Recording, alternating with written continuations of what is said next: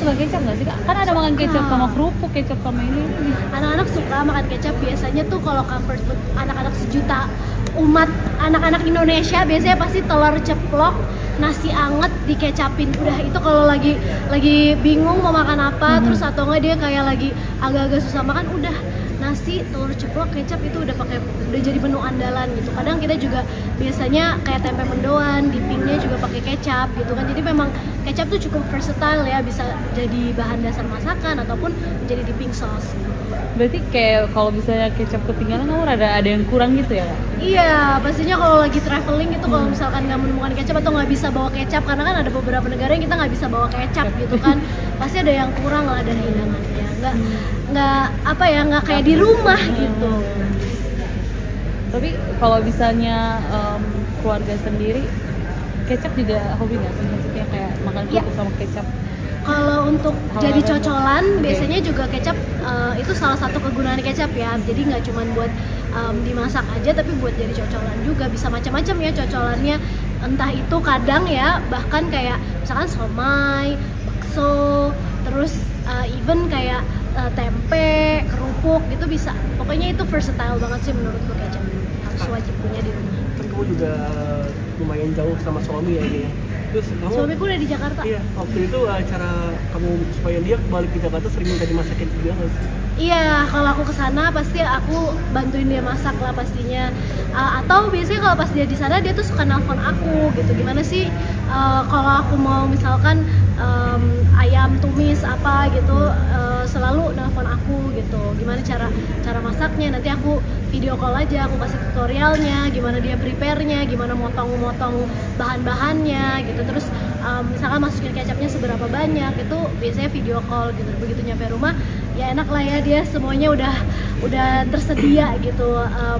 Cuman kalau dia sendiri sih kadang kita bagi tugas ya, misalkan kayak kalau anak-anak aku hari ini lagi pengen minta misalkan nasi goreng bikinan papa gitu. Jadi nanti kadang dia turun juga ke dapur, walaupun cuman masak nasi goreng tapi dapur itu udah kayak meledak gitu ya.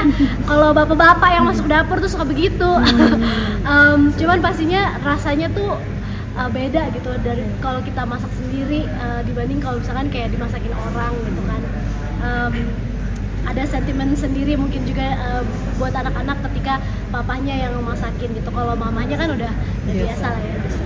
Tapi masakan favorit papa anak-anak apa? Nasi goreng? Nasi goreng. Kalau hidangan utamanya sih biasanya nasi goreng. Kayak itu doang deh yang dia bisa, lebih tepatnya ya.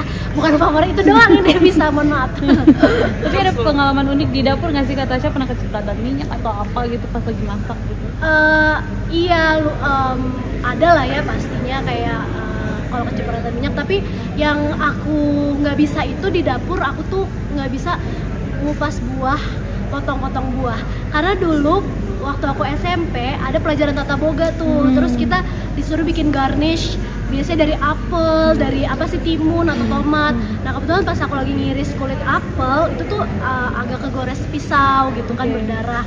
Itu kayak menyebabkan trauma tersendiri gitu buat aku. Jadi kalau untuk kayak motong bawang apa segala macam aku nggak masalah, tapi begitu kayak disuruh ngupas-ngupas buah, apalagi yang kayak agak licin gitu ya, kayak misalkan mangga gitu kan kadang suka licin tuh, agak-agak takut gitu. Jadi dulu tuh pas aku di Amerika gitu ya, misalkan ada buah melon kan susah kan tuh dibukanya kan, besar, kulitnya keras.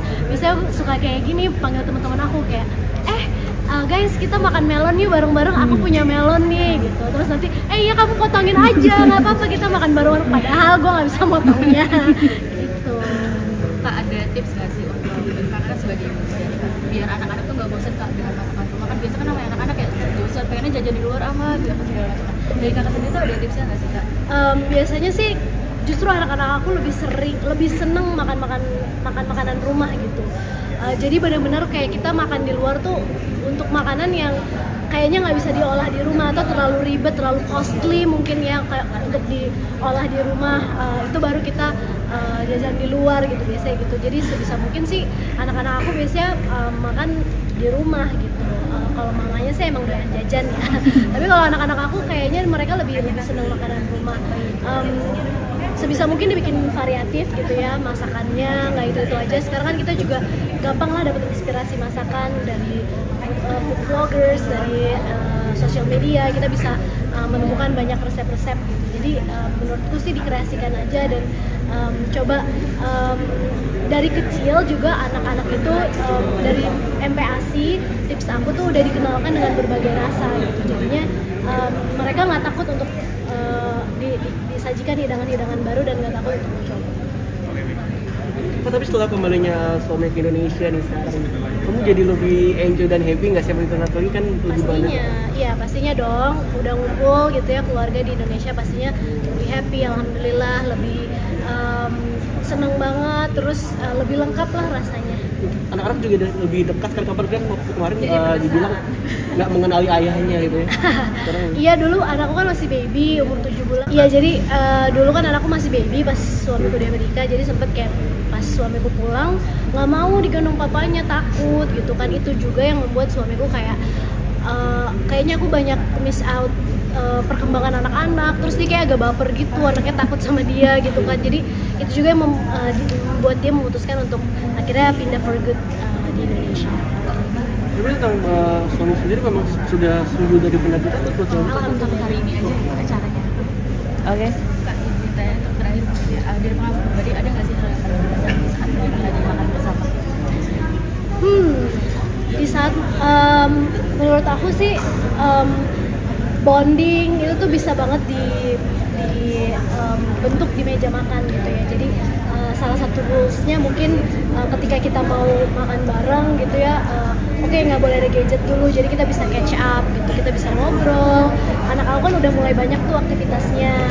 Anak aku si Arasha udah kelas 1 SD, jadi udah sekolah, jadi kita bisa tanya-tanya sambil makan gitu kan, apa aja yang dia alami di sekolah, terus hal exciting apa yang ditemukan di sekolah.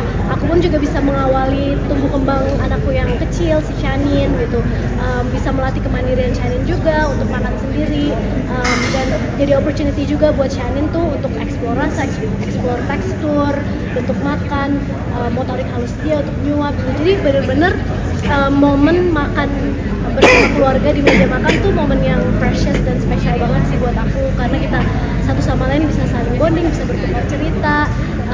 Kita pun juga merasa hangat ya ketika makan gitu kan. Terus kita pun juga bisa mengawali tumbuh kembang si kecil.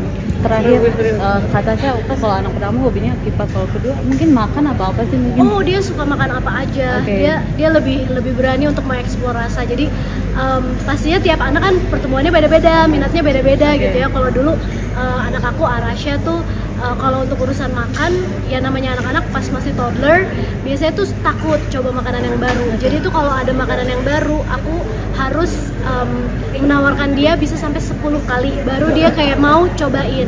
Tapi kalau si Shanin itu makan apa aja suka gitu kan, hidangan-hidangan yang berbasis kecap juga dia suka gitu, apa aja deh, mau semur kayak mau orek tempe, bahkan yang agak pedes-pedes gitu dia juga doyan. Bahkan seleranya pun juga agak-agak tua gitu ya menurut aku. Dia sukanya kayak sop kaki kambing, habis itu dia suka makan ceker ayam gitu kan. Terus dia juga nggak takut nyobain hidangan yang pedas, dan salah satu minuman favoritnya dia juga suka jamu gitu. Serius suka jamu Kak? Dia suka jamu. Dari umur berapa dikasih jamu? Dicicipin doang sih kalau jamu. Dari umur 1 an. Asya, makanan favorit keluarga apa? Wah, beragam banget sih. Tiga aja. Makanan favorit keluarga, oke. Nomor 1, kalau suami aku ya tongseng kambing. Dia suka banget. Nomor 2, kalau benar-benar semuanya suka, sate Madura. Tahu kan sate ayam. Yang ketiga, kita suka juga sate Marangi. Perkembangan anak Aras juga kan suka memproduksi kipas ya. Kamu juga protek gak sih? Kan bahaya juga nih untuk anak kita. Kayaknya kalau perkembangannya mungkin bisa dicek di Instagram. Sebenarnya dia lebih banyak explore sih kipas, selama kita bisa making sure kayak ngajarin juga untuk nge-explore kipas atau apapun hobi favorit dia, kita arahkan ke sesuai tahapan perkembangannya. Kita make sure juga lingkungannya juga aman, kita ajarin cara-cara menggunakan mainan yang aman seperti apa, insya Allah aman.